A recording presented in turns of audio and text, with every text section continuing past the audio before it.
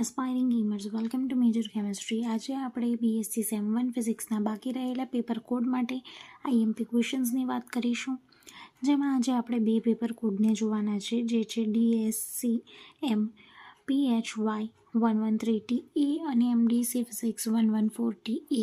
બરાબર, લાસ્ટ વિડીયોમાં આપણે વાત કરી હતી એ સિરીઝ B હતી અને અહીંયા જે સિરીઝની વાત કરીશું એ છે E. હવે યુનિટ 1ની વાત કરીએ તો યુનિટ 1 આપણો છે વેક્ટર એનાલિસિસ. એમાં પ્રથમ પ્રશ્ન છે કે ત્રિઅધિચક્રીય ગુણધર્મ ઉદાહરણ આપી સમજાવો. બીજા ક્વેશ્ચનમાં પૂછ્યું છે 3 સદિશોનો સદિશ ગુણાકાર સમજાવો. થર્ડ ક્વેશ્ચનની અંદર છે અધિક ક્ષેત્ર માટે ગ્રેડિયન્ટ મેળવો. ચોથા ક્વેશ્ચનમાં છે સદિશમાં કયું તો કે 3i + 2j - 4kનું મૂલ્ય શોધવાનું છે. પાંચમા ક્વેશ્ચનમાં છે જો a બરાબર 3, 4 અને -5 હોય, b બરાબર 2, -2 અને 2 હોય તથા c બરાબર 4, -3 અને 5 હોય તો a ગુણ્યા b ગુણ્યા c શોધવાનું છે.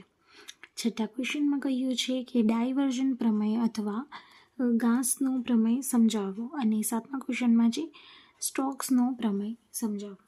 આ થઈ ગયા આપણા most IMP 7 questions vector analysis માટે. સિમિલરલી હવે આપણે વાત કરી લઈએ યુનિટ 2 વેવ્સ પ્લસ અલ્ટ્રાસોનિક જે છે એની અંદર આપણી પાસે અન્ય 7 પ્રશ્નો IMP છે. પહેલો ક્વેશ્ચન આપણને કહે છે કે મેગ્નેટોસ્ટ્રિક્શન ટ્રાન્સડ્યુસરના ફાયદા અને ગેરફાયદા સમજાવો. મેગ્નેટોસ્ટ્રિક્શન ટ્રાન્સડ્યુસરના આપણે ફાયદા અને ગેરફાયદા સમજાવવાના છે.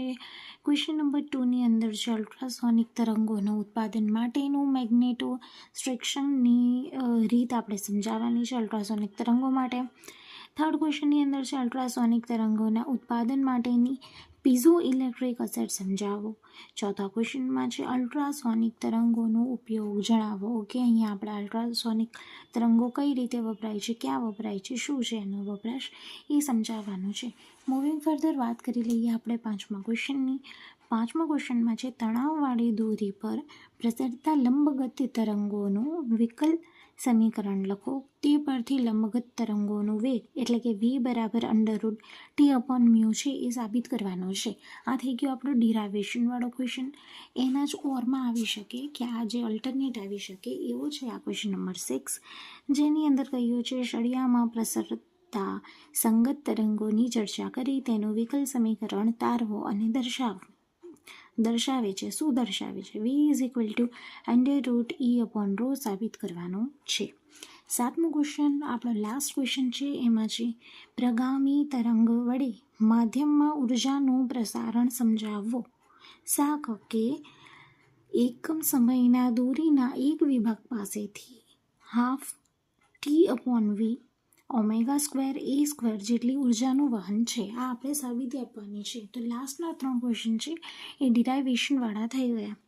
આની સાથે આપણે કેમેસ્ટ્રી અને ફિઝિક્સ બંનેના બધા જ IMP ક્વેશ્ચનની લિસ્ટ તમને પ્રોવાઈડ થઈ ગઈ છે. So let's crack it. Thank you. Do share with your friends.